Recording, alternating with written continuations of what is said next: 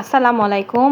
আপনাদের জন্য নিয়ে এসেছি বিয়েবাড়ির রেস্টুরেন্টে কীভাবে মুচমুচে মজাদার রূপচাঁদা মাছ করা হয়।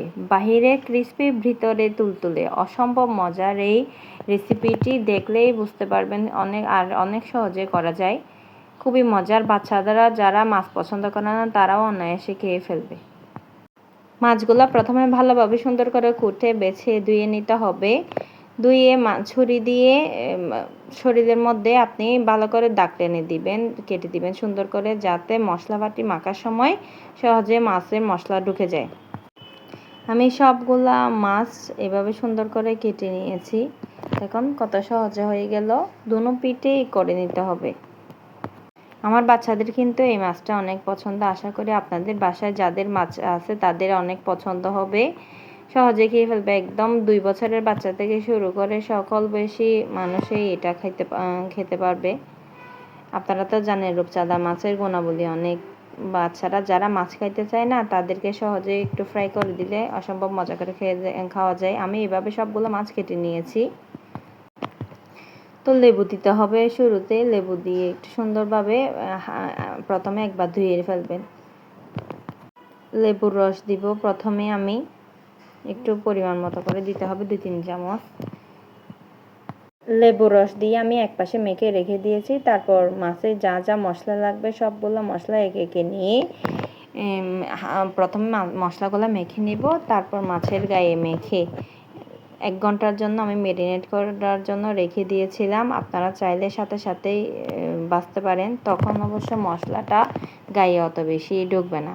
ম্যারিনেট করে রাখলে মাছটা অনেক বেশি ভালো লাগে। আর আপনাদের মনে রাখবেন, আপনারা এখানে যাতে লেবুর রসটা অবশ্যই ব্যবহার করতে চেষ্টা করবেন, নাইলে মাছের গায়ে রূপচাঁদা মাছের ঘ্রাণ সেটা থেকে যাবে, তখন আর বাচ্চারা খেতে যাবে না, ভালো লাগবে না। এখানে আমি আদা, রসুন, পেঁয়াজ পেস্ট দিছি।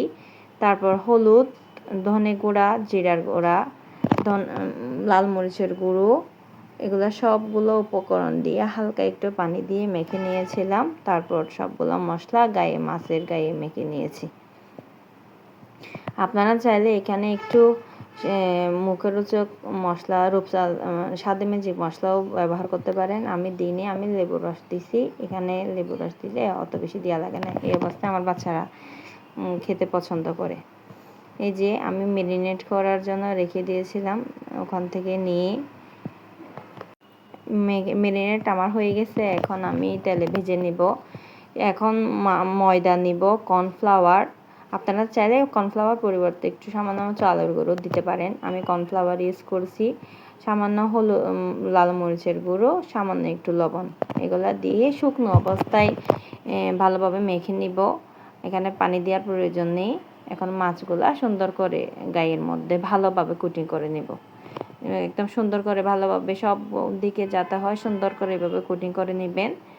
যত বেশি কুটিং হবে তত বেশি ভালো লাগবে। আর এই যে আমি আস্তে আস্তে সবগুলা কুটিং করে নিয়ে নিচ্ছি।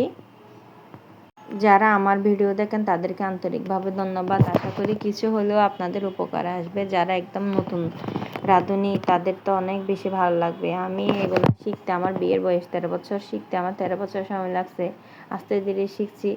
আপনাদেরকে আমার অভিজ্ঞতা থেকে, বাস্তব অভিজ্ঞতা থেকে শেয়ার করতেছি। এই যে ডুবো তেলের মধ্যে আমি সবগুলো মিডিয়াম আছে ফ্রাই করে নিচ্ছি। ঢাকনা দিবেন না, ঢাকনা ছাড়া সুন্দর করে আস্তে আস্তে ফ্রাই করে নেবেন। সবগুলা যতক্ষণ পর্যন্ত না বাহিরের কোটিংটা গোল্ডেন ফ্রাই না হচ্ছে ততক্ষণ পর্যন্ত ভেজে নেবেন। এই ফ্রাইটা প্রায় 1 ঘন্টার মতো মুচমুচে থাকবে। যে কোনো কিছুর সাথে খাইতে পারবেন, এমনিতেও খাওয়া যায়। ভিডিওটি কেমন হলো অবশ্যই জানাবেন। ভালো লাগলে লাইক